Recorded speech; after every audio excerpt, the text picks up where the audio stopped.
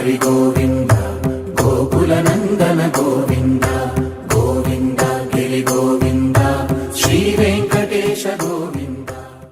Okay, இந்த இந்த பாடல், இந்த 10 பாடல்கள்ல திருநறையுழை குறித்த அவருடைய 8வது 10 பாடல்கள். இதுல என்ன சிறப்பு அப்படின்னா,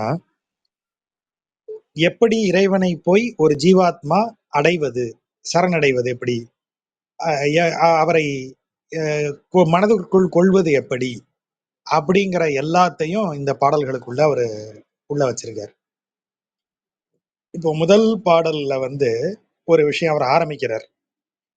கரவா மட நாகு தன் கண், அப்படி அதை வாசிக்கும் போது இப்படிதான் வாசிக்கணும். கரவா மட நாகுதன் கன்று உள்ளினார் போல். அந்த தன்னுக்கு அப்புறம் பிரிச்சிடணும் அதை. அது ஏன்னு அடுத்து பார்ப்போம். மறவாது அடியேன் உன்னையே அழைக்கின்றேன், நரவுஆர் பொழில் சூழ் நரையூர் நின்ற நம்பி பிறவாமை எனை பணி எந்தை பிரானே. நரை, நரவு, நரவுன்னு சொன்னா தேன் அப்படின்னு ஒரு பொருள் உண்டு, வாசனை அப்படிங்கிற பொருளும் உண்டு. ஆகவே நரவு ஆர் பொழில், ஆர்னா அடர்ந்த, நிறைந்த, வாசனை நிறைந்த, தேன் நிறைந்த சோலைகளால் சூழப்பெற்ற நரையூரில் நின்ற நம்பியே, நீ எனக்கு என்ன செய்யணும், எனக்கு ஒரு ஒரு ஆர்டர் போடணும் என்னைய குறித்து. பணி செய்தல் அப்படின்னா என்னை பணி, பணினா ஒரு வேலை சொல்லுன்னு அர்த்தம். எனக்கு ஆர்டர் போடு. என்ன ஆர்டர் போடணும்? பிறவாமை எனை பணி. உனக்கு உனக்கு இனிமே பிறவியே கிடையாதுன்னு ஒரு ஆர்டர் நீ எனக்கு போடு. எந்தை பிரானே, எனக்கு தலைவனாகவும் தந்தையை போலும் விளங்கக்கூடியவனே அப்படின்னு அவர்கிட்ட ரிக்வெஸ்ட் வைக்கிறார். அப்ப முதல்ல இறைவன்ட்ட என்ன கேட்கணும்? எனக்கு பிறவாமை வேண்டும்ங்கிற எண்ணம், அதுதான் இறைவன்ட்ட நாம வேண்டுதலா வைக்கக்கூடியது. பொன் கொடு, பொருள் கொடு ஆகிய இந்த இது எனக்கு பெயர் வரணும், நான் மன்னனா விளங்கணும், இந்த மாதிரி ஆசைகள் எல்லாம் இறைவன்ட்ட நீங்க கேட்கறதுல அர்த்தம் இல்லை. அப்ப இறைவன்ட்ட எனக்கு வேணும்னு நீங்க கேட்கிற ஒரே விஷயம் என்னவா இருக்கணும்னா, பிறவாமை வேண்டும். அதுதான் அவர்கிட்ட கேட்கணும். ஆகவே அவர் முதல்ல எடுத்த உடனே ஃபர்ஸ்ட் ரிக்வெஸ்டே பெருமாள்கிட்ட அவர் என்ன வைக்கிறாரு? நரவுஆர் பொழில் சூழ் நரையூர் நின்ற நம்பி பிறவாமை எனை பணி எந்தை பிரானே. எனக்கு அப்படி ஒரு ஆர்டரை போடியா, நல்லா இருப்ப, எனக்கு பிறவாமை கிடையாதுன்னு சொல்லிடு, நான் சந்தோஷமாயிருவேன், வேற எதுவும் வேண்டாம் அப்படிங்கறதான் அதுல பொருள். இந்த பிறவி வேண்டாம். பிறவி வேணும்னா தானே இந்த பிறவிக்குரிய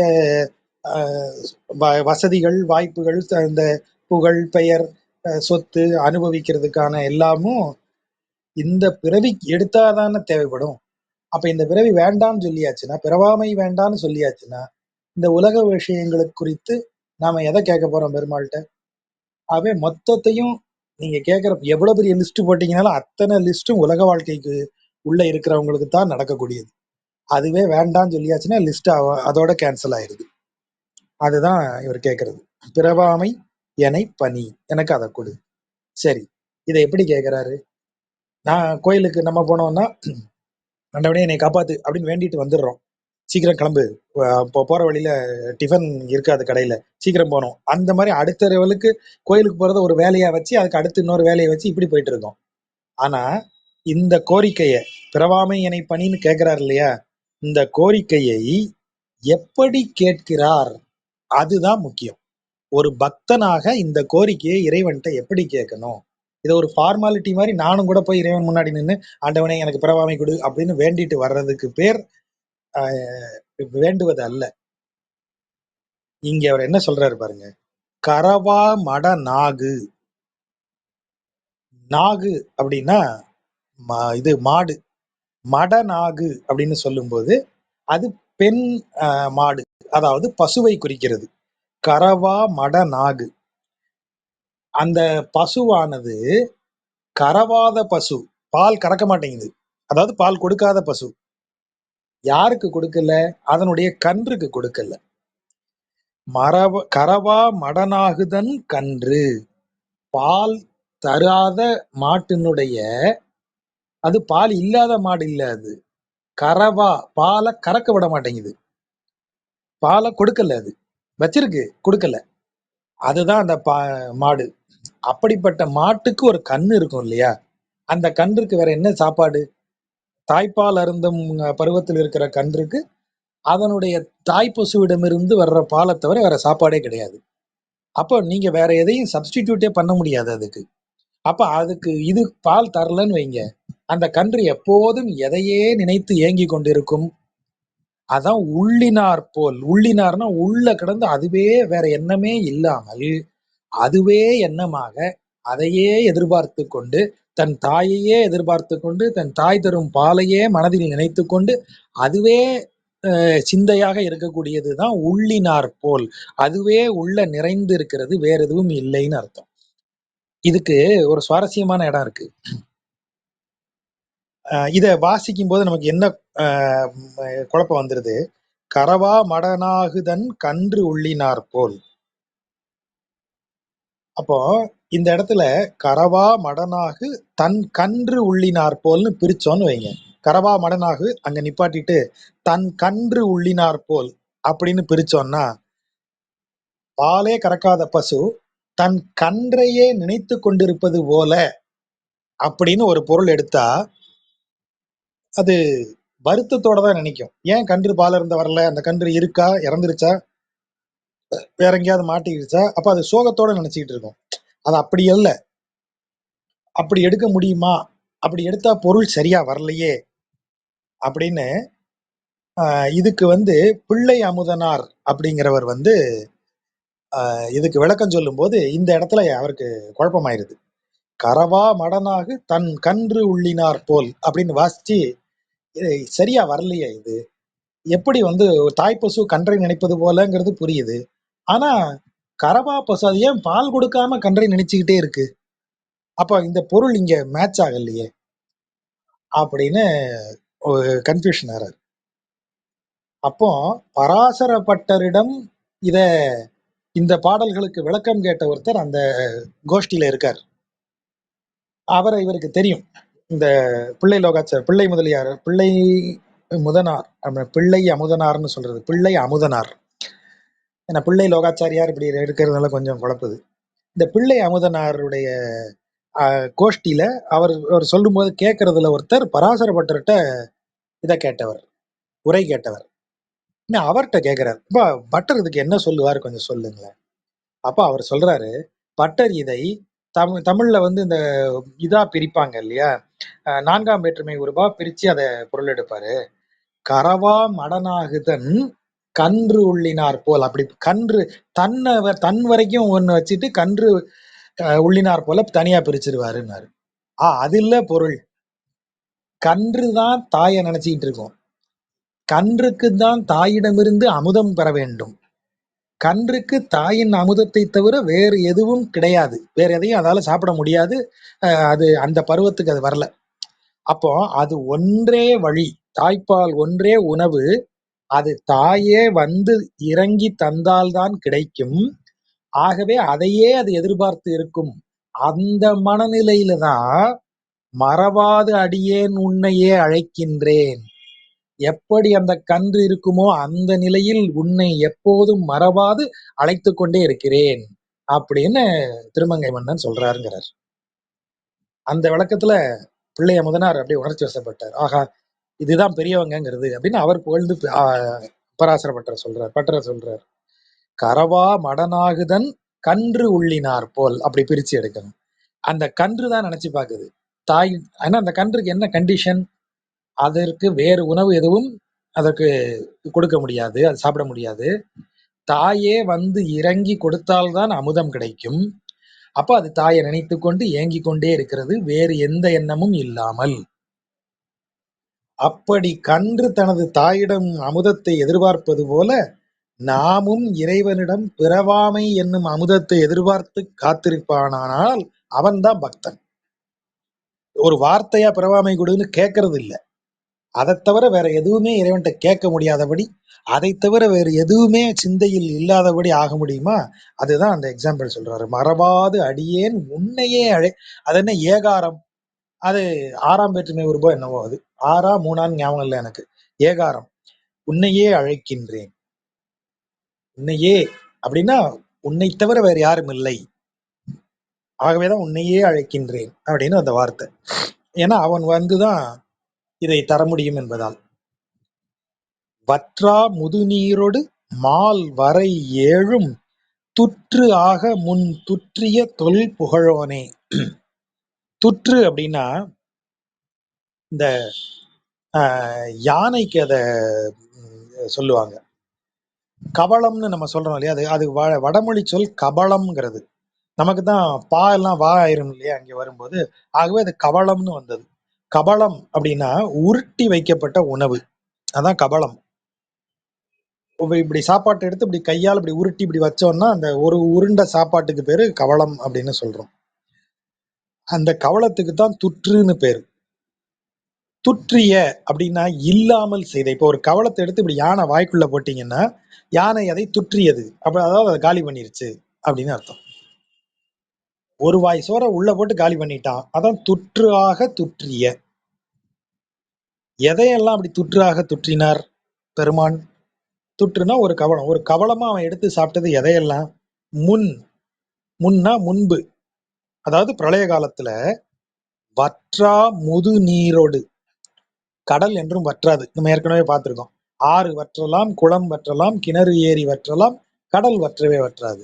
அப்படி வற்றாத கடலில் இருக்கக்கூடிய முதுநீர், முதுநீர்னா அது நம்ம ஏற்கனவே பார்த்திருக்கோம். ஏன் முதுநீர்னு கடல் நீரை சொல்றோம்? பிற அனைத்து நீருமே மாறிக்கொண்டே இருப்பது, ஆற்று நீர் ஓடிக்கொண்டே இருப்பது, ஏரி நீர் கோடையில் காய்ந்து மழைக்காலத்தில் பெருகி வரக்கூடியது. குளம், குட்டை, கிணறு எல்லாமே அப்படிதான். ஆனா கிணறுல இது கடல்ல இருக்கிற நீர் வறண்டு போகாது. கடல்ல இருக்கிற நீர் வந்து வேற எங்கேயும் ஓடாது, அங்கேயே இருக்கும். அனைத்து ஆறும் வந்து சேர்ற இடம் அதுதான். ஆகவே அது ஆரம்பத்திலிருந்து அந்த நீர் அப்படியே இருக்கு, உலகம் தோன்றிய நாள்ல இருந்து என்பதால் அது முதுநீர் எனப்படுகிறது. அந்த முதுநீரை, வற்றாத முதுநீர், அது என்றைக்கும் குறையாதது.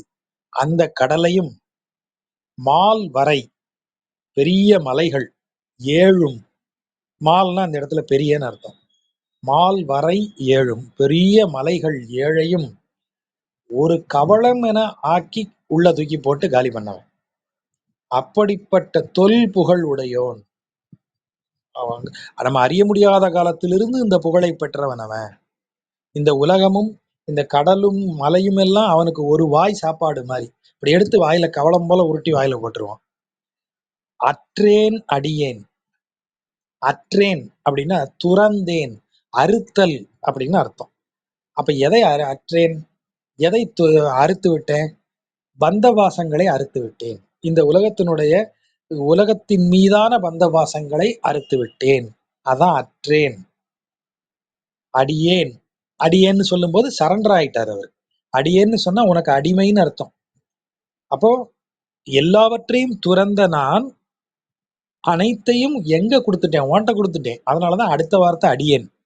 அனைத்தையும் துறந்தேன்னா அனைத்தையும் உனக்கே அர்ப்பணம் செய்து விட்டேன், உனக்கு அடிமை என நிற்கிறேன்.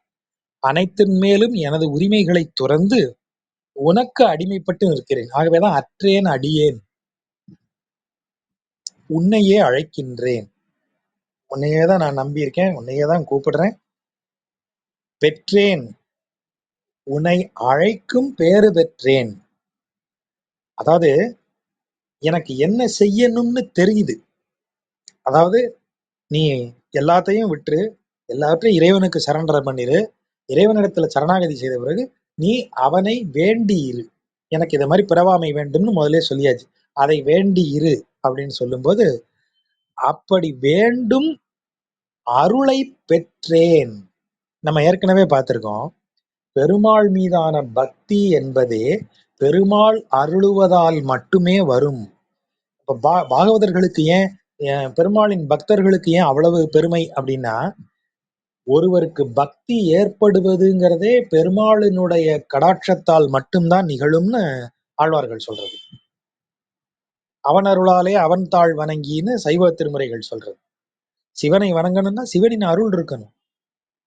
அப்போ இங்க பாகவதர்களாக வைணவ அடியார்களாக இருக்கக்கூடிய அனைவருமே இறைவனுடைய நாட்டத்தால், இறைவன் வந்து அவரை செலக்ட் பண்ணியிருக்கான். ரைட்டுப்பா, நீ என் மேல பக்தி செய்யலாம் அப்படின்னு அவங்கள அலோவ் பண்ணியிருக்கான். அவங்களுக்கு அவங்கள குறித்து அவங்களுக்கு பக்தி ஏற்படுமாறு செய்திருக்கிறான்ங்கிறதுனாலேயே அவர்கள் சிறப்பு வாய்ந்தவர்கள். ஆகவேதான் பகவத் அபச்சாரத்தை விட பாகவத அபச்சாரம் மிக மோசமான விளைவை ஏற்படுத்தும்னு சொல்றாங்க. ஏன்னா இறைவனின் எண்ணத்திற்கு உட்பட்டவர்கள். ஒருவருக்கு பக்தி ஏற்படுகிறது என்றால் அந்த பக்தி ஏற்படுவதற்கே இறைவன் தான் காரணம். ஆகவேதான் இங்க அவர் அந்த வார்த்தையை சொல்றாரு. அற்றேன் அடியேன் உன்னையே அழைக்கின்றேன் பெற்றேன் அருள், பெற்றேன் அருள் அப்படின்னு அந்த வார்த்தையை எடுங்க. பெற்றேன் அருள்னா உனது அருளை பெற்றேன். எதற்கு உன் அருளை பெற்றேன்? உன்னையே அழைக்கின்றேன் இல்லையா? அப்படி அழைக்கும் அறிவை எனக்கு நீ கொடுத்தாய் இல்லையா? அதுதான் உனது அருள். அந்த அருளை பெற்றேன். பெற்றேன் அருள். அதே அருள்ங்கிற வார்த்தையை அடுத்த வார்த்தையோட சேர்த்து கொண்டு கூட்டி பொருள் கொள்ளணும். பெற்றேன் அருள், தந்திடு அருள். அப்ப என்ன அர்த்தம்? உன்னை வணங்கும் அருளை பெற்றேன். அதே போல உன்னை வந்து சேரும் அருளை தந்துவிடு, அதையும் அருளிவிடு. உன்னை வந்து சேரும் வரத்தையும் தந்துவிடு, அதையும் அருள்வாயாக அப்படின்னு அந்த அருள்ங்கிறத 2 இடத்துலையும் சேர்த்து போடலாம். பெற்றேன் அருள், தந்திடு அருள். எனக்கு நான் விரும்புறத தந்திடுவாயாக, அருள்வாயாக. என்னது அது? பிறவாமை. முந்தின பாட்டுல சொன்னது. பிறர்க்கு தாரேன். தாரேன்னா தரமாட்டேன் அப்படின்னு அர்த்தம். நான் தரமாட்டேன், பிறர்க்கு தரமாட்டேன். எதை? உன் அருள் பிறர்க்கு தாரேன். நீ எனக்கு அருளியதை பிறருக்கு நான் வந்து தரமாட்டேன். என்ன இது கொஞ்சம் விசித்திரமா இருக்கு. வழக்கமா ஆழ்வார்கள் இறைவனின் அருளை பெற்றவர்கள் எல்லோருக்கும் எல்லாத்தையும் அள்ளி கொடுக்கக்கூடியவங்க இல்லையா? இவர் எப்படி பிறருக்கு தரமாட்டேன்னு சொல்றாரு அப்படின்னா, அதுல இருக்கிற சுவாரஸ்யம் என்ன அப்படின்னா, உன் அருள் பிறர்க்கு தாரேன் அப்படின்னு சொல்லும்போது வைணவத்துல அது ஒரு ரொம்ப முக்கியமான ஆஸ்பெக்ட். அதாவது அது பௌத்தத்திலையும் அதே தான் உண்டு, இதுலையும் அப்படிதான் சொல்றது. நம்ம இந்து மரபுலையும் அது பொதுவாகவே எல்லா பிரிவுகள்லையும் அது உண்டு. இறைவன் யார் யாருக்கு எவ்வளவு எவ்வளவு அருள வேண்டும்ங்கிற கணக்கு தெரிஞ்சவன். விஸ்வாமித்திரர் வந்து ஒரு மன்னரா இருக்காரு, கௌசிகன்கிற மன்னனா இருக்காரு. கௌசிக கோத்திரத்துல தோன்றியவர். அவர் வந்து ஒரு முறை அவருக்கும் வசிஷ்டருக்கும் ஒரு தகராறு ஆயிருது. நான் இந்த நானிலத்தையே ஆளும் மன்னன், இந்த நாடே என்னுடையது, என் நாட்டுக்குள்ள ஒரு காட்டுல இருந்து குடிசையை போட்டு உட்கார்ந்துருக்கிற உனக்கு நான் அடிபணியணுமா? நான் சொன்னா நீ கேட்க மாட்டியா? அப்படின்னு கடும் கோபம் விஸ்வாமித்திரன் மன்னனுக்கு. இப்போ அவர் என்ன செய்யறாரு? வசிஷ்டர் மேல ஆயுதங்களை பிரயோகிக்கிறார். அப்போ வசிஷ்டர் தன்னுடைய யோக தண்டத்தை முன்னால நிறுத்திட்டு அமைதியா உட்கார்ந்துடுறாரு. கௌசிகனுடைய எல்லா ஆயுதங்களும், கௌசிகனுடைய அத்தனை தாக்குதல்களும் அந்த யோக தண்டத்தின் முன்னால் செல்லுபடியாகல. இவருக்கு பயங்கர ஆச்சரியம். எப்படி கிழவன் சும்மா உட்காந்துருக்கான்னு நினைச்சா எப்பேற்பட்ட மன்னர்களை எல்லாம் நான் ஜெயிச்சிருக்கேன், எவ்வளவு பெரிய வீரர்கள் எல்லாம் தோற்கடிச்சிருக்கேன், இவர்கிட்ட இப்படி வரலையேன்னு சொல்லி அவனுக்கு ஒரே இதாயிடுது. இப்போ என்ன மந்திரிகள்கிட்ட கேட்கறாரு, என்னதான் இந்த கிழவன்கிட்ட இருக்கு அப்படி நான் ஜெயிக்க முடியாதபடி? இப்போ மன்னா, அவர் வந்து தவங்கள் செய்து வரங்கள் பெற்றவர். அவருடைய தவத்தின் வலிமைக்கு முன்னாடி நம்முடைய உடல் வலிமையால, ஆயுத வலிமையால ஒன்றும் செய்ய முடியாது. அப்ப அவரை தவ வலிமையாலேயே நான் தோக்கடிக்கிறேன் பாரு அப்படின்னு சவால் விட்டுட்டு அரசை துறந்து வீம்புக்குன்னே போய் ரிஷியாக உட்கார்ந்து அப்படி கடும் தவம் செய்து போட்டி, இந்த க்ஷாத்திர குணம்னு சொல்றது, ஜெயிச்சே ஆகணுங்கிற வெறி இருக்கு இல்லையா, அதுதான் க்ஷாத்திரம். அந்த க்ஷாத்திர குணம் உள்ளவன் சத்திரியன். ஸோ அவர் தவம் செய்யும் போதும் சத்திரிய குணத்தோட தவம் செய்யறார். தவம் செய்து இந்திரன்லாம் நடுங்குறான் அவர் தவத்தினுடைய வேகத்துல. கடைசியாக வந்து அவருக்கு சிவன் வரம் கொடுத்துடுறாரு. அந்த வரத்தோட வரும்போது அவரை இவர் பார்க்கிறாரு, திரிசங்கு பார்த்து எனக்கு சொர்க்கம் கேட்கிறான். அந்த கதை அவங்க எல்லாருக்கும் தெரிஞ்சிருக்கும். அவன் ஒரு கிழவனாக உடல் நலிவுற்றவனாக இருக்கான். இவர் பார்த்து என்னையா நீ இப்படி ஆயிட்ட அப்படின்னு கேட்கிறாரு. நம்ம எல்லாம் மன்னர்களா இருந்தோமே, என்ன நீ இப்படி இருக்க அப்படின்னா, இல்ல நான் வந்து இந்த உடலோடையே சொர்க்கம் போகலாம்னு நினைச்சு கேட்டேன். அப்போ யாகம்லாம் பண்ணி என்னை மேல அனுப்புனாங்க. அங்க இந்திரன் வந்து என்னைய மானுட உடலோட சொர்க்கம் வர்றதுக்கு அனுமதி கிடையாதுன்னு சொல்லி மேல இருந்து தள்ளிட்டான். கீழே வந்து நான் அந்த உடல்லாம் இப்படி ஆயிருச்சு அப்படின்னு இவர் என்ன அவன் என்ன உன்னைய சொல்றது, அவன் என்ன அவ்வளவு பெரிய ஆளா, நான் உனக்கு சொர்க்கத்தை திரும்ப அனுப்புறாரு. மேல போனா திரும்ப அவன் தள்ளி விடுறான் இந்திரன். கீழே விழும்போதே அவர் விஸ்வாமித்திரனை கூப்பிட்டுக்கிட்டே விழறாரு. விஸ்வாமித்திரன் அவரை அந்த இடத்துலயே நிறுத்தி, உனக்கு என்னையா சொர்க்கம் தானே வேணும், அவன் தரலனா விடு, உனக்கான சொர்க்கத்தை நானே கிரியேட் பண்றேன் அப்படின்னு சொல்லி பூவுலகிற்கும் மேலுலகிற்கும் நடுவுல ஒரு சொர்க்கத்தை கிரியேட் பண்றாரு. அதான் திரிசங்கு சொர்க்கம்னு நம்ம சொல்றது. திரிசங்கு நிலைமை ஆயிப்போச்சே அப்படின்னு சொல்றது அதுக்குதான். அந்த சொர்க்கத்துல இவனுக்குன்னே ஒரு சொர்க்கத்தை அவர் கிரியேட் பண்றாரு. அப்புறம் வந்து எல்லாரும் சமாதானப்படுத்தி அவ செய்ய முடியாது, எதையாவது பண்ணிட்டு இருக்காத, உலகத்தின் கணக்குகள் எல்லாம் மாத்தாதேன்னு சொல்லி ஒரு வழி ஆக்குறாங்க. ஆனா இது முடிச்சு திரும்பும் போது விஸ்வாமித்திரருக்கு ஒண்ணு தெரியுது. இந்த வேலையை செஞ்சதுனாலேயே தன்னுடைய தவ வலிமை எல்லாம் போயிருச்சு. இப்ப வசிஷ்டர் முன்னாடி போய் நிக்க முடியாது. பழையபடி என்ன செய்யறாரு, திரும்ப போய் கடுமையா தவம் இருந்து பழையபடி வலிமையை பெருக்கிடுவோம்னு போறாரு. இந்த முறை இந்திரன் பாக்குறான். போன தடவை இவர் வரம் வாங்கிட்டு வந்து திரிசங்குவை அனுப்பி நம்மகிட்ட தகராறு பண்ணாரு. இந்த முறை இதை மாதிரி எதையாவது ஒன்ன பண்ணி வைப்பாரு. ஆகவே இவன் எப்படி இருந்தாலும் சத்திரிய குணம் மிக்கவனாக இருக்கான். ஆகவே இவனுக்கு சரியான ஆளுன்னு சொல்லி மேனகையை அனுப்பி வைக்கிறார்.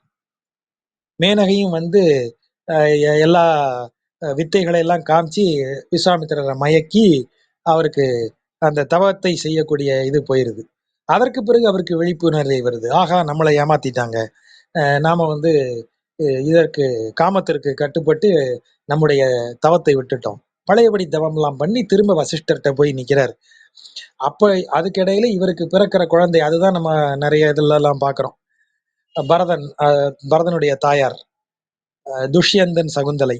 அப்ப விஸ்வாமித்திரர் கடைசியா போய் துஷ்யந்தன் அவையில நின்னு கேட்கிறாரு, எப்பா நீ என் பொண்ணுதான், நீ இப்படி மறந்து போயிட்டியே அப்படிலாம் கேட்டு நான் உனக்காக பணிஞ்சு கேட்கிறேன், பெண்ணை பெத்தவன் பணிஞ்சு கேட்கிறேன், அவளை ஏத்துக்கலாம் சொல்லும் போது அந்த அவையில இருக்கிற வசிஷ்டர் சொல்றாரு, அவர் பெரிய ரிஷி, அவர் யாருன்னு நினைச்ச, அவர் வாயில இருந்து பொய் வராது, நீ அவர் சொன்னதை கேட்டு அவருடைய மகளை நீ திருமணம் செய்துக்கோ, நீ ஏற்கனவே நீ அவளை பார்த்து திருமணம் செய்திருக்க, நீ மறந்துட்ட, ஆகவே அவளை நீ ஏற்றுக்கொள்ள வேண்டும், அவர் அவர் வாயால ஒரு வார்த்தை சொன்னா உனக்கு அது இது அப்படின்னு சொல்லும் போது அப்பதான் விஸ்வாமித்திரருக்கு மனம் நிறைவடைகிறது.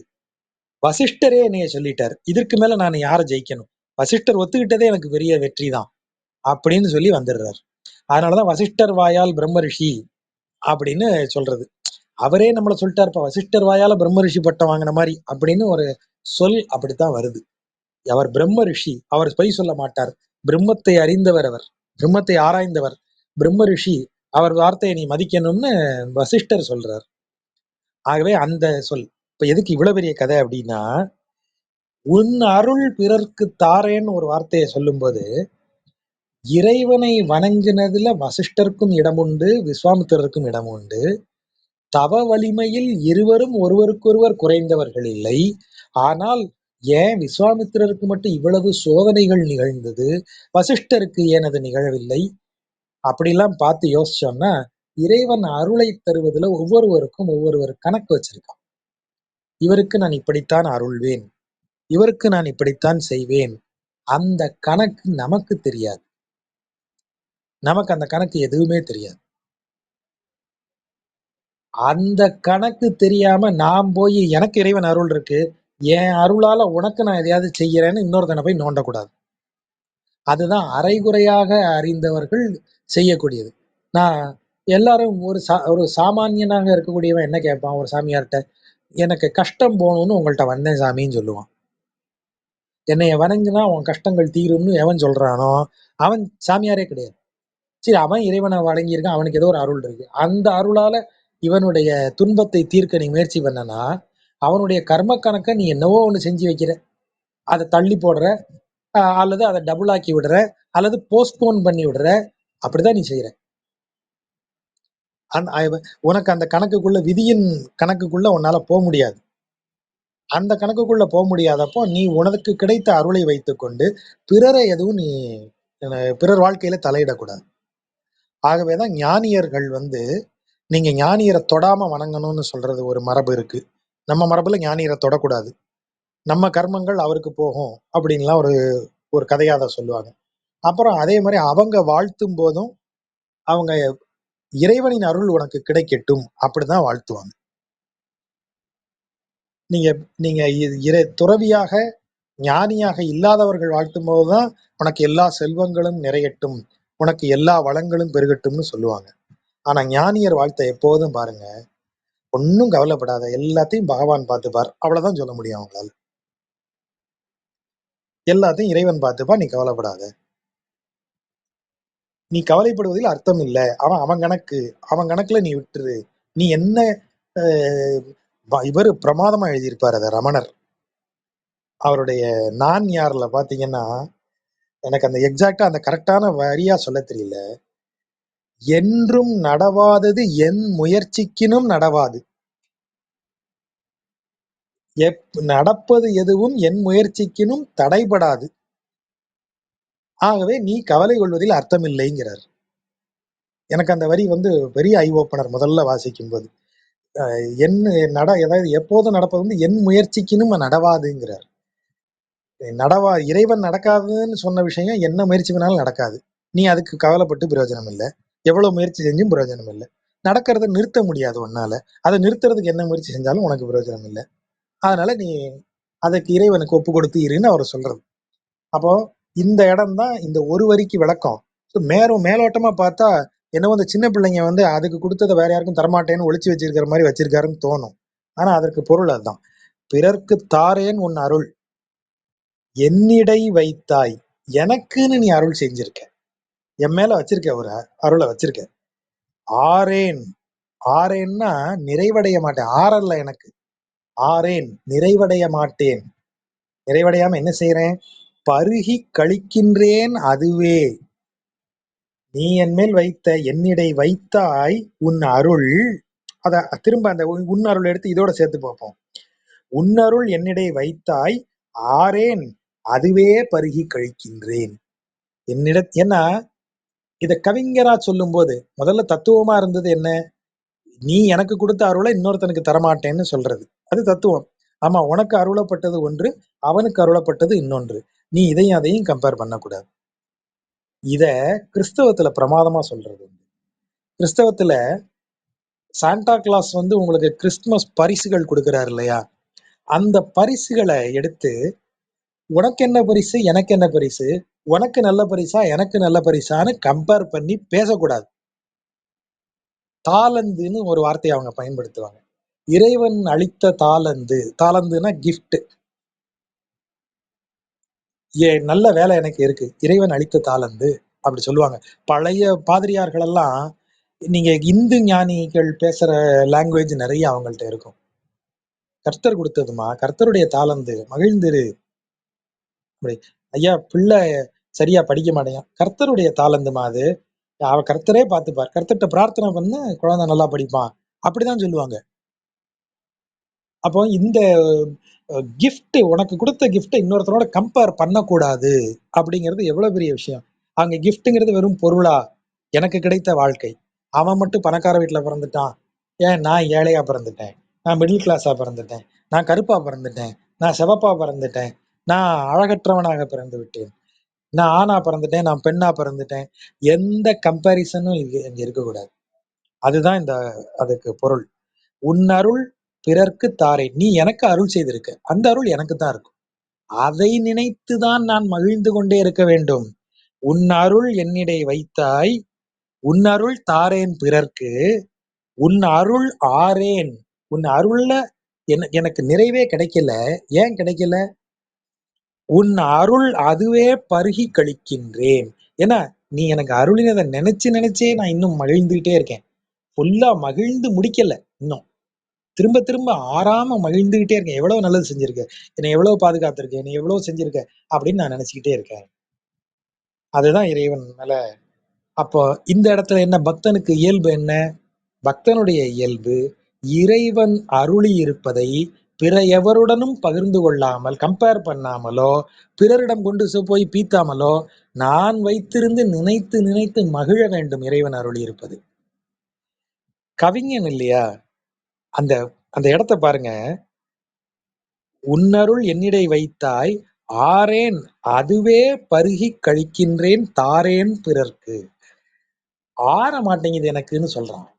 அதுவே பருகி கழிக்கின்றேன். அதையே குடிச்சு அதையே நினைச்சு நினைச்சு மகிழ்ந்து கொண்டே இருக்கிறேன். அது எனக்கு நிறைவை தரவில்லைங்கிறாரு. அதுதான் கவிஞன். ஆறேன் ஆறுவதில்லை. அது தத்துவமா சொன்னா என்ன பொருள்? புலன்களால் அனுபவிக்கப்படும் இன்பம் அனைத்தும் உங்களை ஏங்க வைக்கும். அத ஏன் ஏங்க வைக்கும்னா, அதை அனுபவிப்பதால் நிறைவு ஏற்படாது. அதே நேரம் அந்த அனுபவிக்கும்போது ஏற்படக்கூடிய மகிழ்ச்சி குறைஞ்சுகிட்டே வரும். டிமினிஷிங் மார்ஜினல் யூட்டிலிட்டி குறைந்து கொண்டே வரும். நீங்க இந்த குடிக்கிறவங்கள பார்த்தீங்கன்னா தெரியும். முதல்ல அவங்க குடியில் இருக்கிற சுவாரஸ்யத்துக்காக குடிக்கும்போது, அவர்கள் குடிக்கும் அளவு ரொம்ப குறைவா இருக்கும். சரி, அப்ப அந்த குடிக்கிற மகிழ்ச்சி உனக்கு கிடைக்குது. ஒரே ஒரு பெக் அடிக்கிற, மகிழ்ச்சியா இருக்கு. அப்ப அந்த மகிழ்ச்சி போதும்னு தோணணும்ல? தோணல. அடுத்து அந்த மகிழ்ச்சி வேணும்னா, என்ன செய்யுது அது? பாரு, இவ்வளவு நாள் ஒரு பெக் அடிச்சா உனக்கு மகிழ்ச்சிய குடுத்தேன். இனி என்னைய 2 பெக் ஆக்குனா தான் உனக்கு மகிழ்ச்சி தருவேன்னு அது சொல்லும். கடைசியா ஒரு ஃபுல் அடிச்சா தான் மகிழ்ச்சி. அப்புறம் அத அடிக்கலன்னா கை நடுங்க ஆரம்பிச்சுரும். இந்த ரேஞ்சுக்கு போயிடுறோம். சிகரெட் பிடிக்கிறவங்க எப்பவாவதுங்க சும்மா அப்படி ஏதாவது இந்த ஃப்ரெண்ட்ஸோட அல்லது கல்யாண வீட்ல ஏதாவது கொஞ்சம் ஹெவியா சாப்பிட்டா மட்டும் ஒரு தம் அடிப்பேங்க. அப்படி ஆரம்பிக்கிறது கடைசியில என்ன ஆகுது? டெய்லி 1 பாக்கெட்டாவது 2 பாக்கெட்டாவது குடிக்கிற மாரி ஆகுது. உணவு அதே மாரிதான். அப்போ புலன்களின் மகிழ்ச்சி எல்லாம் பெருகிட்டு அப்போ இன்னொரு பக்கம் என்ன நடக்குது? இது புலன்கள் தேய்ந்து கொண்டே வருகின்றன. புலன்கள் அனுபவிப்பதற்கான பொருளின் அளவு நமக்கு இன்கிரீஸ் ஆயிட்டே போகுது. அந்த தேவை. அதை அனுபவிக்கும் புலன்களோ தேய்ந்து கொண்டே வருகின்றன. இது எப்படி மேனேஜ் பண்றது? வண்டி பழசாக பழசாக நீங்க அது மேல லோடு ஏத்திக்கிட்டே போ வேண்டியிருக்கு. இந்த இந்த குழப்பம் எல்லாம் இறைவனுடைய அருள்ல கிடையாது. அத அது அது நீங்க எவ்வளவுதான் அள்ளி பருகினாலும், அது உங்களுக்கு மகிழ்ச்சியை தந்து கொண்டே இருக்கும். அதை அதை அனுபவிப்பதில் உங்களுக்கு ஒரு வருத்தமோ, ஒரு அ இதுவோ வராது. குடிச்சவன் எல்லாம் குடிச்சு முடிச்ச உடனே ஹேங் ஓவர் தலைவலிக்குதுன்னு வரும். தம் அடிச்சவங்களுக்கெல்லாம் கொஞ்ச நாள்ல இருமல், தும்மல், அ மூச்சு விடுறதுல கஷ்டம் எல்லாம் வரும். இறைவனின் அருளை அள்ளி பருகுனீங்கன்னா, அந்த மாரி எதுவும் வரப்போறதில்ல. ஆகவே அது அது அது நித்திய மகிழ்ச்சி. "கார் ஏய் கடலே,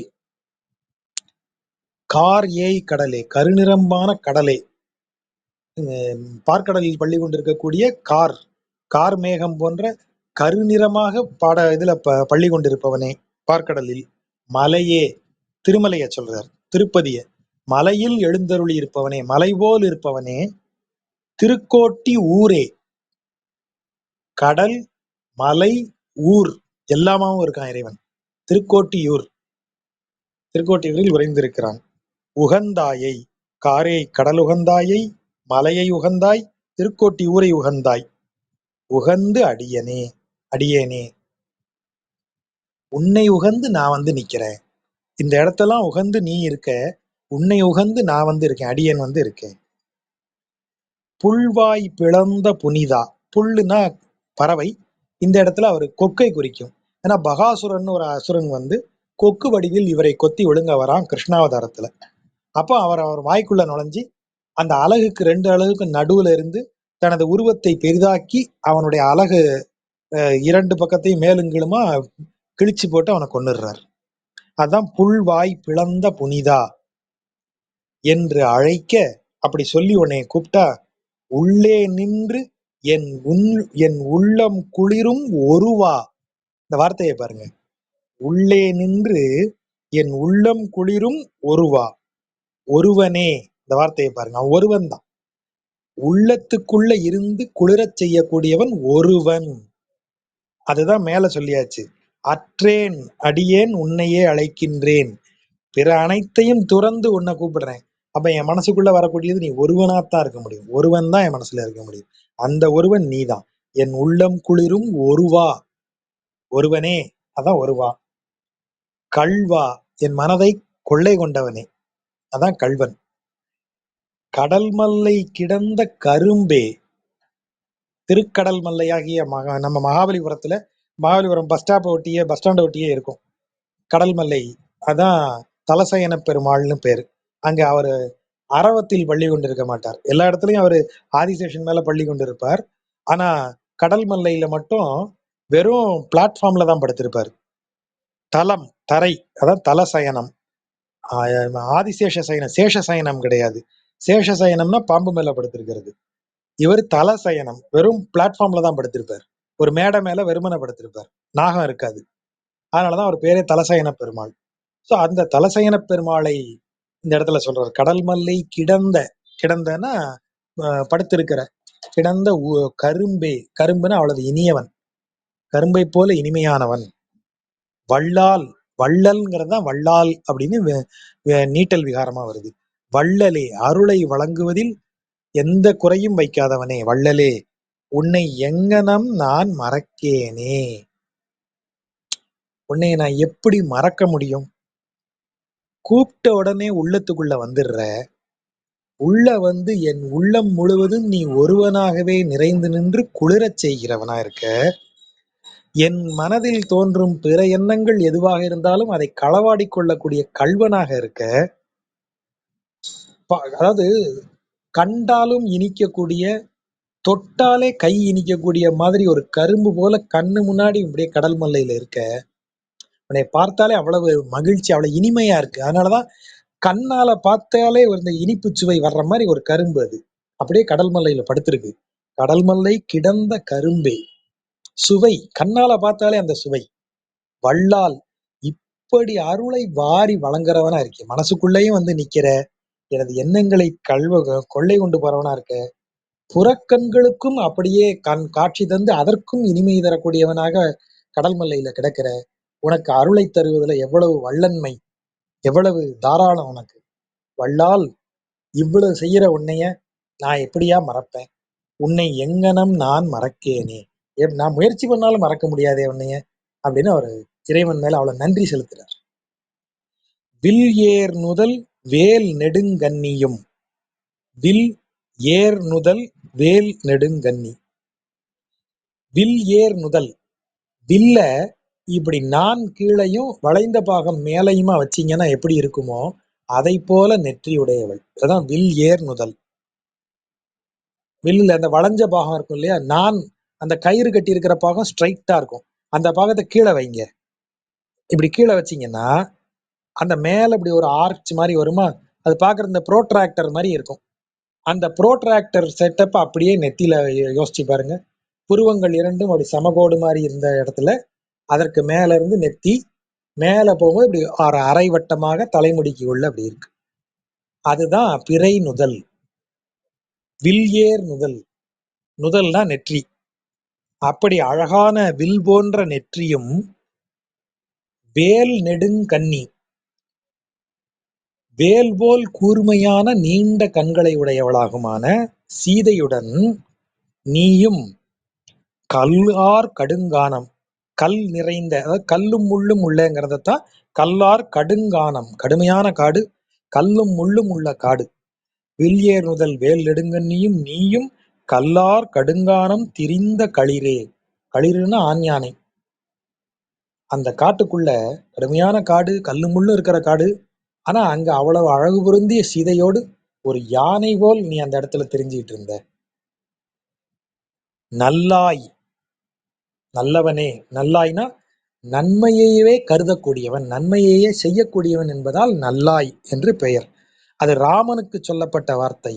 நல்லாய், அனைத்துமே மங்களமாக செய்யக்கூடியவன் ராமன். ராமன் செய்த செயல்கள்ல எதுவுமே அவன் வந்து ஒரு ஒரு விசித்திரமான செயலை செய்தான் அல்லது ஒரு மிஸ்டேக் பண்ணிட்டான். இப்ப கிருஷ்ணனை நீங்க அக்யூஸ் பண்றதா இருந்தா பல விதங்கள்லயும் கிருஷ்ணனை அக்யூஸ் பண்ணலாம். அவன் ஒரு கள்ள புன்னகையோட அப்படியா என்னை நான் தப்பு பண்ணேன்னு சொல்றியா, இருக்கலாமா இருக்கும் அப்படின்ட்டு போயிடுவான், எந்திரிச்சு போயிடுவான், ஒரு புன்னகையோட தாண்டி போயிடுவான் நம்மள. ஆனா ராமனை நீங்க எவ்வளவு ரிசர்ச் பண்ணாலும் அவனை ஒன்றும் சொல்ல முடியாது. பொண்டாட்டியை நீ சொன்னீங்கன்னு சொல்லலாம், அதிகபட்சம் பொண்டாட்டியை நீ சந்தேகப்பட்டேன்னு சொல்லும்போது அவர் தெளிவா சொல்லிடுறான், எனக்கு சந்தேகம் இல்லை, ஆனா பிறருக்கு நீ நிரூபிக்க வேண்டியிருக்கு, அது உனக்குத்தான் நல்லதுன்னு அவன் ஒரு டிஸ்கிளைமரை வேற விடுறான். ஆகவே நீங்க ராமனை வந்து சொல்லும்போது அவன் பிறருக்கு நன்மையே கருதி எல்லாவற்றையும் செய்கிறவனா இருக்கான். அதனாலதான் நல்லாய்.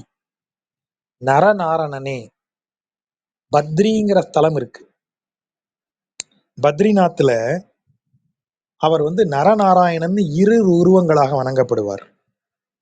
அது இந்த உலகத்திற்கு வந்து முதல்ல உபதேசம் பண்ணணும். அதாவது 8 எழுத்து மந்திரம் ஓம் நமோ நாராயணாவை எல்லாருக்கும் உபதேசம் பண்ணணும்னு சொல்லும்போது, அதை எப்படி உபதேசம் செய்ய வேண்டும், அந்த உபதேசத்தை எப்படி பெற்றுக்கொள்ள வேண்டும் ஆகிய 2யும் செய்வதற்காக நாராயணன் தன்னையே 2ஆக பிரித்துக் கொள்ளுகிறான். நரரூபம் மனித ரூபமாகவும், நாராயண ரூபமாகவும் வந்து நாராயணன் நரனுக்கு உபதேசம் செய்கிறார். அதுதான் நரநாராயணர்னு இருவராக சொல்லப்படுவது. அப்படி இருவராக வந்தவனே நரநாராயணனே, எங்கள் நம்பி, எங்கள் அன்புக்குரிய தலைவனே, சொல்லாய் உன்னை யான் வணங்கித் தொழும் ஆறே. வார்த்தையை பாருங்க. ஆறுன்னா இந்த இடத்துல வழிமுறைன்னு அர்த்தம். நம்ம சொல்றோம் இல்லையா, வழக்காறு, அது வழக்கத்தில் இருக்கிற நடைமுறை. ஆனா ஆறுனா வழின்னு அர்த்தம். அப்ப ஆறு அப்படிங்கிறதுக்கு இந்த இடத்துல என்ன பொருள்? உன்னை யான் நான் வணங்கி தொழும் வழிமுறையை சொல்லாய். இறைவன்கிட்டயே கேட்கிறாரு பாருங்க. எப்பா உன்னைய பக்தி செய்யணும்னா அதுக்கே உன் அருள் தேவைப்படுது. அப்போ உன்னை எப்படி வணங்கணுங்கிறதை நீ தான் எனக்கு சொல்லிக் கொடுக்கணும். சொல்லாய் உன்னை யான் வணங்கி தொழும் ஆறே. அந்த வழிமுறையை எனக்கு சொல்லிக் கொடுக்க மாட்டாயா, சொல்ல மாட்டாயா? அப்படி அவன்கிட்ட உபதேசம் கேட்கறதுக்குனாலதான் மேல இந்த வார்த்தையை போடுறாரு. நல்லாய் நரநாராயணனே, நீ தானே உபதேசிச்ச இந்த உலகத்துக்கு எப்படி வந்து 8 எழுத்து மந்திரத்தை ஓத வேண்டும்னு நீ தானே உபதேசிச்சு காமிச்ச. ஆகவே நீ அதை செஞ்சவன் தானே. ஆகவே எனக்கு நீ உன்னை வணங்கும் வழிமுறையை சொல்லாய் அப்படின்னு கேட்கிறார். பனியை பரங்குன்றின் பவளத்திரளே. பனியை பரங்குன்று, பரங்குன்றுனா பரம் அப்படின்னாலே பெரிய அர்த்தம். பரம்பொருள், பரம் ஆத்மா அப்படின்னு நம்ம சொல்றோம் இல்லையா. அப்ப பரம்னா இருக்கிறதுலயே பெரியன்னு அர்த்தம். அப்ப பரங்குன்று, குன்றுனா மலைக்கு ஒரு பெயர். இருக்கிறதுலே பெரிய மலை எது? இமயமலை. அது எப்படி இருக்கும்? பனியே பரங்குன்று, பனியால் சூழப்பட்ட, பனியால் மூடப்பட்ட அந்த பெரிய மலையின் பவளத்திரள், அப்படியே பவளம் திரண்டு வந்ததை போல காட்சி அளிக்கிறார். யாரு? பெருமான். எந்த இடம்? அதுதான் பத்ரி ஆசிரமம், பத்ரிகாசிரமம்னு சொல்றது. வதரி அப்படின்னு இவர் எழுதுவார். பெரியாழ்வார் சொல்லும்போது வதரின்னு எழுதுவார். இது பத்ரி. பத்ரியில அவர் வந்து பவளத்திரள் போல் இருக்கிறாய். முனியே, அங்க நரநாராயணனா இருக்கும்போது ஒரு முனிவராக இருக்கிறார். ஏன்னா அந்த உபதேசம் பண்ணக்கூடியது குருவும் சிஷ்யனுமா இருக்கிறதுனால அங்க முனிவர் ரூபம்னு சொல்றது வழக்கம். ஆகவேதான் முனியே. திருமூழிக்களத்து விளக்கே. கேரளால இருக்கிற தலம் திருமூழிக்களம், இன்னும் அதே பேர்ல தான் இருக்கு. அங்க வந்து ஒரு விளக்கு, விளக்குன்னா என்ன? ஒளி தருவது, விளக்கம் அளிப்பது, ஒளி தருவது. அப்ப முனியாக அங்கே அமர்ந்த இந்த தெய்வம் திருமூழிக்களத்தில் அந்த பிறருக்கு ஒளி தரும் தெய்வமாக இருக்கிறது. இனியாய், இனிமையானவனே. தொண்டரோம், தொண்டராகிய நாங்கள், பருகு இன் அமுதாய கனியே. தொண்டராகிய நாங்களெல்லாம் பருகி மகிழ்வதற்கு உரிய அமுது போன்ற கனியாக இருப்பவனே. உன்னை கண்டுகொண்டு உய்ந்தொழிந்தேனே. உய்ந்தொழிதல் அப்படின்னா, அப்பா கிடைச்சிருச்சுப்பா அப்படி. அது அந்த பொருளை அனுபவிச்ச, அந்த பொருள் கிடைத்த மகிழ்ச்சியில ஒரு ஆசுவாசம் அடைகிறீங்க இல்லையா, அப்பான்னு உட்காடுறீங்க இல்லையா, அதுதான் ஓய்வு ஒழிச்சல் அப்படின்னு நம்ம சொல்றோம். ஓய்வு ஒழிச்சல் இல்லாம அலையறேன்ப்பா. சரி, ஓய்வு இல்லாம அலையற, அது என்ன ஒழிச்சல் இல்லாம அலையிறது? அப்ப ஒழிச்சலுக்கு என்ன பொருள்? நிறைய நேரங்கள்ல நமக்கு இது தெரியாது. நம்ம நாஞ்சில் நாடன் சார்ட்ட பேசும்போது இதே மாதிரி வார்த்தைகளை கேட்டோன்னா அவர் சுவாரஸ்யமாயிருவார். அதே மாதிரிதான் இந்த கம்பளைங்கிறதுக்கு அவர்கிட்ட பொருள் கேட்டேன். சார், எப்ப பேசினாலும் கண்ணீரும் கம்பளையும், கண்ணீரும் கம்பளையும்ன்றாங்க. கண்ணீருக்கு பொருள் தெரியுது, கம்பளைக்கு என்ன சார் பொருள்? அவர் கம்பளைங்கிற பேர்ல ஒரு கட்டுரையும் எழுதி அதுல மென்ஷன், நான் கேட்டேங்கிறதையும் மென்ஷன் பண்ணி கம்பளைங்கிற பேர்ல ஒரு கட்டுரை தொகுப்பும் போட்டிருக்காரு. அந்த கம்பளைனா அவர் வெவ்வேறு இடத்துல எடுத்து புலம்புதல், அழுகையோடு சேர்த்து புலம்புதல், காரணம் சொல்லி புலம்புறதுக்கு பேர் தான் கம்பளை. கண்ணீரும் கம்பளையும்னா வெறும் கண்ணீர் இல்ல, அதை சொல்லி புலம்பி அழறது. அப்ப அது காம்போ. அததான் ஓய்வு ஒழிச்சலும் அதேதான். அப்ப ஓய்வுங்கிறது என்ன? ரெஸ்ட் எடுக்கிறது. ஒழிச்சல் அப்படின்னா இனிமே இந்த வேலைக்கு நம்ம அலைய வேண்டாம் அப்படின்னு வரும்போது ஒரு ஆசுவாசம் வருது இல்லையா, அதுதான். இப்போ ஒரு வேலையை அலையறேன், நாளைக்கு வர சொல்லிட்டாங்க, இன்னைக்கு வரேன், அப்பா நாளைக்கு காலைல 11 மணிக்கு அங்க போய் இருக்கணும், என்ன இப்பவே படுத்து கொஞ்சம் ரெடியாகி நாளை காலையில் நிக்கிறதுக்கு தயாராயிரணும் அப்படின்னு நான் போய் ஓய்வு எடுக்கிறேன். ஆனா ஒளிஞ்சேனா, வேலை ஒழிஞ்சதா? ஒழியல. மறுபடி காலையில எந்திரிச்சு அந்த வேலைக்கு ஓடணும். 11 மணிக்கு அதை போய் செஞ்சு முடிச்சு வந்து, அப்பா பாதி வேலை முடிஞ்சது. இனி அடுத்து 14ஆம் தேதி சாயங்காலம் போய் அங்க 5 மணிக்கு நிக்கணும். இப்பவும் நான் ஓய்வு தான் எடுப்பேன் 14ஆம் தேதி வரைக்கும். ஆனா அந்த 5 திரும்ப போணும்ல. போய் எல்லாம் முடிஞ்சது. இனி எங்கேயும் போய் நிக்க வேண்டாம். விஷயம் கைக்கு வந்துருச்சு. அப்ப வீட்டுக்கு வந்து உட்காருவேன் பாருங்க. யப்பா! இனிமே இதுக்கு அலைய வேண்டாம்யா. முடிஞ்சது அப்பாடி! அப்படி வரக்கூடிய ஃபீலுக்கு பேரு தான் ஒழிச்சல். அந்த வேலைய திரும்ப செய்ய வேண்டான்னு வர்ற ஃபீல். அப்ப இவர் என்ன சொல்றாரு? உய்ந்தொழிந்தேனே.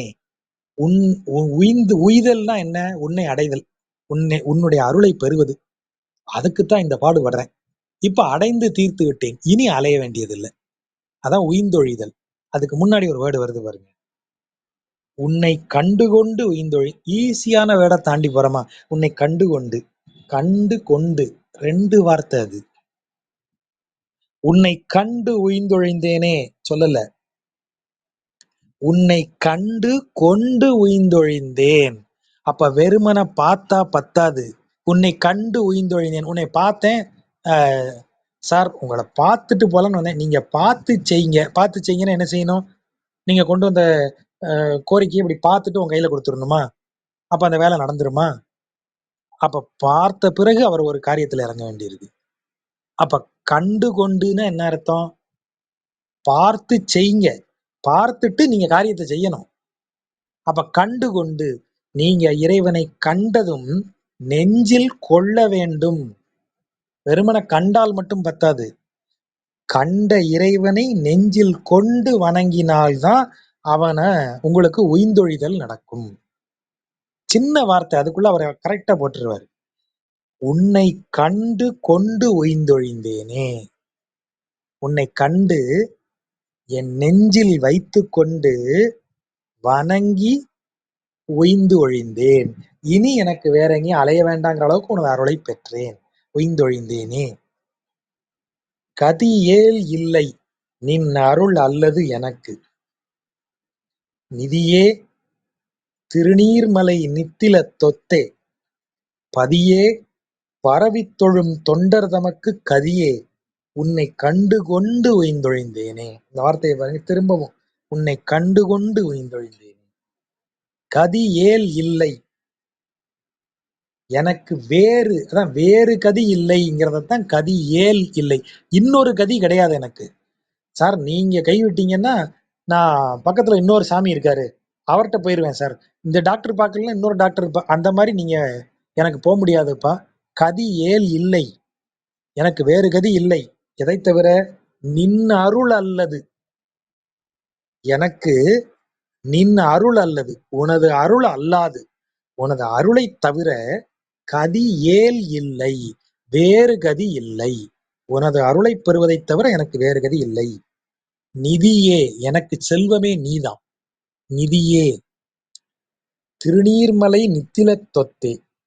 நித்திலம்னா முத்து, தொத்துனா மாலை. அதாவது கோர்த்து செய்வது தொத்து. நீங்க அப்படி கோர்த்து கோர்த்து கோர்த்து மாலையாக கொண்டு வரீங்க இல்லையா, அதுதான் தொத்து. இன்னும் சொல்லணும்னா தொத்துங்கிறது எப்படி இருக்கும்னா, இந்த மாலையில இப்படி 2, 3 வரிசையா மாலை வரும் இல்லையா? அதாவது வழக்கமா மாலைன்னா அப்படி ஒற்றையா ரவுண்டா இருக்கும். அப்படி இல்லாமல் அதுலயே 4 அடுக்கு மாதிரி இப்படி வரக்கூடியதுதான் தொத்து. அப்படி ஒரு மாலை மாதிரி இருக்கும். ஆனா எடுத்தீங்கன்னா 5, 6 மாலைகளை சேர்த்து கட்டின மாதிரி இருக்கும். முன்னால அது நிறைய போடுவாங்க. பாசியில கோர்த்து, அப்புறம் அதுக்கு நடுவுல இப்படி கோல்டுல அந்த 4 பாசிகளையும் அந்த இணைக்கிற மாதிரி ஒரு கோல்டுல ஒண்ணு போட்டு, அதுக்கு முன்னாடி ஃபேஷன் பட்டையா இருக்கும். 4, 5 வரிசையா இருக்கும் இதெல்லாம்.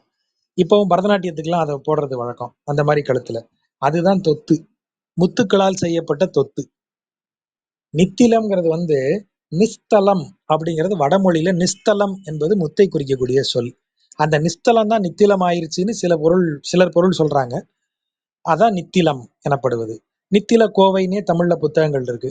பழந்தமிழ் இலக்கியம். நித்தில கோவை அப்படின்னா முத்து போல இருக்கக்கூடிய முத்து மாலை. அதான் நித்தில கோவை. நித்தில தொத்தே, முத்து போன்றவனே, முத்து மாலை போன்றவனே, பதியே, தலைவனே, பரவித் தொழும் தொண்டர் தமக்கு கதியே, உலகம் முழுவதுமாக பரவி நின்று உன்னை வணங்கும் தொண்டர்களுக்கு நீ ஒருவனே கதி. உன்னை கண்டுகொண்டு உய்ந்தொழிந்தேனே. அத்தா அரியே என்று உன்னை அழைக்க. அத்தானா அன்புக்குரியவனே. அத்தானா அத்தான் அப்படிங்கிற சொல். அத்தன் அப்படின்னா அன்புக்குரியவன் அர்த்தம். யாருக்கு வேணாலும் அந்த சொல்ல போடலாம். அத்தன் அப்படின்னு. அத்தான் அவனை நான் அழைக்கிறேன். அன்புக்குரியவனே நான் அழைக்கிறேன். அடுத்தாப்புல அவனையே தான் பார்த்து அரியே சிங்கமேன்னு அழைக்கிறேன். என்ன இது? அன்புக்குரியவன் எப்படி சிங்கம் மாதிரி சீரக்கூடிய கோபமுடையவனா இருப்பான் அப்படின்னு பிறரெல்லாம் என்னை என்ன சொல்றாங்க? அத்தா அரியே என்று உன்னை அழைக்க பித்தா என்று பேசுகின்றார் பிறர் என்னை. ஏன் அவன் தான் உனக்கு அன்புக்குரியவன், பிரியத்துக்குரியவன், அழகன்லாம் சொல்ற. அப்புறம் அவன் தான் சிங்கம், சீறி எழுவான், கையில இருக்கிற நகத்தாலேயே பெரிய அரக்கனை கொன்னவன், கொலகாரன், ஓடா அரின்னு வேறெல்லாம் சொல்ற. என்ன கிறுக்கா உனக்குன்னு கேட்கறாங்க என்னை எல்லாரும். அன்புக்குரியவனே சிங்கமேன்னு உன்னை நான் சொன்னேன்னா இவங்க எல்லாம் என்ன கிறுக்கா உனக்குன்னு கேட்கறாங்க. அத்தா அரியே என்று உன்னை அழைக்க பித்தா என்று பேசுகின்றார் பிறர் என்னை. முத்தே மணி மாணிக்கமே, முத்து போன்றவனே, மணி மாணிக்கம் அதாவது சிறந்த மாணிக்கம், மாணிக்கங்கள்லயே சிறந்த மாணிக்கமாக இருப்பவனே, முளைக்கின்ற வித்தே. அந்த வார்த்தையை கவனிங்க. முளைக்கின்ற வித்து அது அப்படின்னா என்ன அர்த்தம்? நீங்க கண்ணால அவனை பார்த்தீங்கல்ல, இது வரைக்கும் அவர் மேல எல்லாம் கவனிங்க. ஒவ்வொரு இடத்திலையும் இருக்கக்கூடிய இறைவனை சொல்லிக்கிட்டே வந்தாரா? முதல் பாடல்ல நிறையூர் நின்ற நம்பின்னு சொன்னாரு. அடுத்த பாட்டுல தொல்புகழ் உடையவனே, அதை இடம் சொல்லல, அதை சொல்லிட்டாரு. 3வது பாட்டு வரும்போது பார்க்கடலில் இருப்பவனே, திருமலையில் இருப்பவனே, திருக்கோஷ்டியூரில் இருப்பவனே. சரி, அடுத்த பாட்டுல கடல் மல்லை கிடந்த கரும்பே, அடுத்த பாட்டுல கானகமெல்லாம் திறந்த ராமனாக விளங்குபவனே, நரநாராயண ரூபத்தில் வந்தவனே, அதையும் சொல்லியாச்சு. அது பத்ரிநாத்ல இருக்கு. திருமூழிக்களத்து விளக்கே, திருமூழிக்களத்துல ஞான ஒளியாக விளங்குபவனே, திருநீர்மலை நித்தில தொத்தே. இப்ப இதெல்லாம் என்னது? இறைவனை புறக்கண்ணால் நாம் காணக்கூடிய இடங்கள். அப்ப புறக்கண்ணால் அவனை எல்லாத்தையும் நான் பார்க்கிறேன். அப்படி பார்க்கும்போது அவன் என்ன செய்யறான்? அவனை மனதுக்குள்ள நீ வச்சுக்கிட்டீங்கன்னா அவன் உள்ளேயே முளைத்து வளரக்கூடிய வித்து போல அந்த நமக்குள்ள வந்துடுறான். அதனாலதான் கண்டு கொண்டு உய்ந்தொழிந்தேன்கிற வார்த்தையை பயன்படுத்தினார். அப்போ முளைக்கின்ற வித்தேன்னு சொல்லும்போது ஒரு தடவை அவனை மனதுல நினைச்சு மனதிற்குள்ள அவனை கொண்டு வந்துட்டீங்கன்னா அவன் தன்னால மனதுல வளருவான். அதுதான் முளைக்கின்ற வித்து. சும்மா பார்த்துட்டு போயிட முடியாது. அவனை ஒரு முறை மனது நிறைந்து அவனை ஒரு பார்வை பார்த்துட்டீங்கன்னா அவன் உள்ள விதையா விழுந்துட்டான்னா நான் தண்ணி ஊத்த வேண்டாம், அவனே வளருவான். ஆகவேதான் அந்த வார்த்தை முளைக்கின்ற வித்தே. உன்னை எங்கனம் நான் விடுகிறேனே. உன்னை எப்படியா நான் விடுவேன்? உன்னை எப்படி நான் விட முடியும்? நீ உள்ள கிடந்து முளைச்சு அப்படியே பெரும் மரமாக பூத்து காய்த்து கனிந்து கொண்டு இருக்கிறவனா இருக்க. எப்படி உன்னை நான் விட முடியும்? தூயாய், தூயவனே, சுடர்மா மதிபோல் உயிர்க்கெல்லாம் தாயாய் அளிக்கின்ற தன் தாமரை கண்ணா. எவ்வளவு எப்படி உயிர்கள் மேல அவர் கொண்டிருக்கிற கருணையை எப்படி சொல்றாரு பாருங்க. தூயவனே, சுடர்மாமதி, நிலவை சொல்றார். முழு நிலவு, அதான் சுடர் மாமதி. நம்ம ஏற்கனவே சொல்லியிருக்கோம், மாமதி அப்படின்னா முழு நிலவு. மதின்னு சொன்னா நிலவு, ஆனா முழு நிலவுன்னு சொல்றதுக்கு தான் மாமதிங்கிற வார்த்தையை பயன்படுத்துவாங்க. மாமதி என்றால் முழு நிலவுன்னு அர்த்தம். சுடர்மாமதி, மேகங்கள் எதுவும் மறைக்காத வானில் சுடர்ந்து முழு நிலவாக காட்சி அளிக்கக்கூடிய சந்திரன். அப்படிப்பட்ட மதி போல அந்த உயிர்களுக்கெல்லாம் ஆறுதல் அளிக்கக்கூடியது இரவு நேரத்துல சந்திரன். நீங்க பகல்ல சூரியன் உயிர்களின் இயக்கத்திற்கு இருக்கக்கூடியவன். ஆனா அவனை நீங்க உட்கார்ந்து நல்ல வெயில்ல ஒரு மொட்டை மாடியில உட்கார்ந்து அப்படி நிமிர்ந்து அப்படி அவனை பார்த்துக்கிட்டே நீங்க மதியத்தை ரசிக்க முடியாது. ஆனா ஒரு இரவுல நீங்க ஒரு வெளியில் உட்கார்ந்து நிமிர்ந்து வானில் இருக்கிற நிலவை கண் நிறையும் வரை பார்த்து அப்படி மகிழலாம். உயிர்களுக்கு ஆறுதல் அளிக்கக்கூடியவன். அதனாலதான் தூயாய் சுடர்மாமதி போல் உயிர்க்கெல்லாம் தாயாய் அளிக்கின்ற தன் தாமரை கண்ணா. உயிர்களுக்கெல்லாம் ஆறுதலை அளிக்கக்கூடிய, அன்பை அளிக்கக்கூடிய, அருளை அளிக்கக்கூடிய குளிர்ந்த கண்களை உடையவனே, தாமரை போன்ற குளிர்ந்த கண்களை உடையவனே, ஆயா ஆயனே, எங்களை மேய்ப்பவனே, அலைநீர் உலகு ஏழும் முன் உண்ட வாயா. பிரளய காலத்தில் முன்பு 7 உலகையும், கடலால் சூழப்பட்ட 7 உலகம், அலைநீர் உலகு ஏழும் அதை உண்டவனே, உன்னை எங்கனம் நான் மறக்கேனே. உன்னை நான் எப்படி மறப்பேன்? என்னால மறக்க முடியாது. வண்டு ஆர் பொழில் சூழ். அதாவது இந்த இந்த இந்த 9வது பாட்டு வரும்போது அவரை நீங்க கவனிங்க. எனக்கு செய்வய மாட்டாயா, எனக்கு செய்வியா மாட்டாயா அப்படிங்கிற வார்த்தையை அங்க விட்டாச்சு. 7வது பாட்டுல என்ன சொன்னாரு? 6வது பாட்டுலயும் அது வந்தாச்சு. நான் உன்னை கண்டு கொண்டு ஒய்ந்தொழிந்தேன். ஏன்னா அதுக்கு முந்தின பாட்டுலதான் உன்னை எப்படி வணங்கணும்னு வழிமுறையை சொல்லிக் குடியான்னு கேட்டேன். அடுத்த பாட்டுல உன்னை கண்டு கொண்டு விட்டேன். அப்ப வழிமுறையை இறைவன் சொல்லிட்டாருன்னு அர்த்தம். அதை கண்டு கொண்டு விட்டேன். அடுத்த பாட்டுல நீ ஒருவனே எனக்கு கதி. சரணாகதியை முழுமை பண்றாரு பாருங்க. கதி ஏல் இல்லை நின் அருள் அல்லது எனக்கு. உன் அருளைத் தவிர எனக்கு வேறு கதியே கிடையாது. பரவித் தொழும் தொண்டர் தமக்கு கதியே. எனக்கு மட்டும் இல்ல, உன்னை வணங்கும் அத்தனை தொண்டர்களுக்கும் நீயே கதி. தன்னை தனி ஆளா வைக்கல. இதே ஆள் தான் 3வது பாட்டுல தாரேன் பிறர்க்கு உன் அருள்னு சொன்னவர். இப்ப இந்த 7வது பாட்டுக்கு வரும்போது பரவித்தொழும் தொண்டர் தமக்கு கதியே நின் அருள் அல்லது எனக்கு கதியேல் இல்லை. இப்படி வந்துட்டார். எல்லா தொண்டர்களுக்கும் நீதான் கதி. அத மாதிரி உன்னை வணங்கக்கூடிய எனக்கும் உன்னை விட்டா வேற கதி கிடையாது. அந்த இடத்துக்கு வந்துட்டார். அப்படி ஒரு வந்தாச்சு. அடுத்த பாட்டுல பிறரெல்லாம் என்னைய கிண்டல் அடிக்கிறாங்க உன்னைய நான் சொல்றத பார்த்து. அவ்வளவுதான் சொல்றாரு. அதுக்கு அவர் வருத்தப்படல. என்னை பித்தர்னு பிறர் சொல்றாங்க. ஆனா நீ யாரு?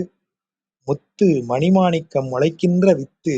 உன்னைய நான் எப்படியா விடுவேன்? இவங்க கேலி பண்றதுக்காக உன்னை விட்டுருவேனா நானு? இவங்க என்னை பித்தன்னு சொல்றதுக்காக உங்களை விடுவேன் அவனை? உன்னை எங்கனம் நான் விடுகேனே. எனக்கு ஏதாவது குடுன்னு கேட்கிற இடம் போயிருச்சு. உன்னைய நான் எப்படி விடுவேன்? உன்னை நான் கூடயே வச்சுப்பேன். உன்னை நான் மனதில் நினைச்சுக்கிட்டே இருப்பேன். நீ யாரு? தாய் போல் ஆறுதல் அளிக்கும் நிலவைப் போல எங்களுக்கு குளிர்ந்து அருளக்கூடியவனாக இருக்கிறாயே. எங்களை மேய்க்கக்கூடியவனாக இருக்கிறாயே. உன்னை எப்படி மறப்பேன்? அந்த இடத்துக்கு வந்தாச்சு. எந்த நேரமும் இறை நினைவுதான். அந்த இறைவன் எப்படிப்பட்ட நினைவு இறைவன் மேல்? தாயாய் அளிக்கின்ற தன் தாமரை கண்ணா. ஒரு தாய் போல எங்களுக்கெல்லாம் அனைத்தையும் அருளை அளிக்கின்றவனே. சரி, அது எனக்கு மட்டுமா அளிக்கிறேன்னு சொல்லிட்டு இருக்கேன். உயிருக்கு எல்லாம் தாயாய் அளிக்கின்ற தன் தாமரை கண்ணா. உன் அருளை பிறர்கிட்ட கொடுக்க மாட்டேன்னு சொன்ன அதே வாய் என்னெல்லாம் சொல்லுது பாருங்க. உலகுக்கெல்லாம்னு சொல்லி, உயிர்களுக்கெல்லாம்னு சொல்லி, அத்தனை பேருக்கும் தாய் போல இருந்து அழிக்கக்கூடியவனா இருக்க. நானும் அதுல ஒண்ணு. அப்போ உலகையே என்னுடையது. இந்த உலகமே நான்.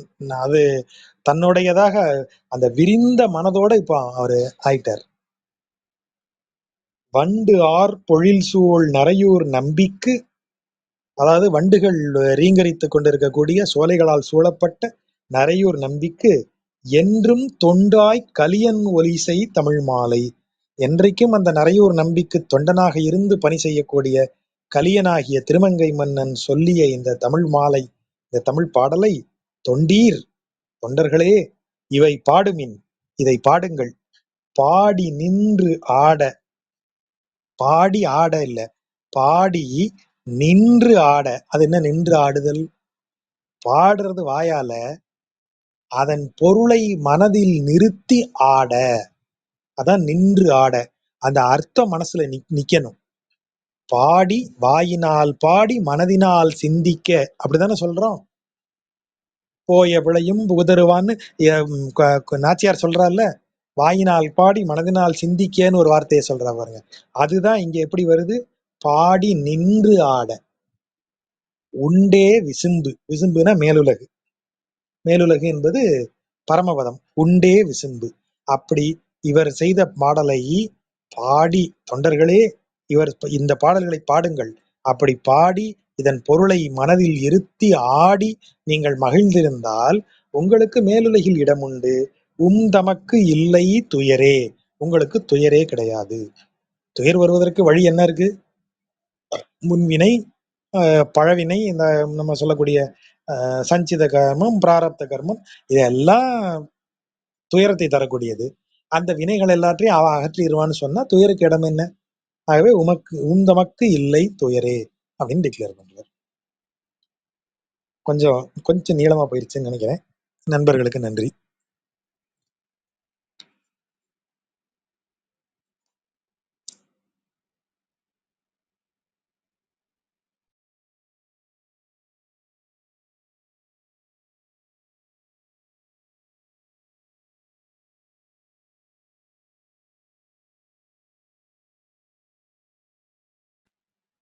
நண்பர்களுக்கு ஏதாவது கேள்விகள் இருக்கா? நன்றி வேறு ஜெசா. யாரும் இல்லை. நன்றி ஜாஜா.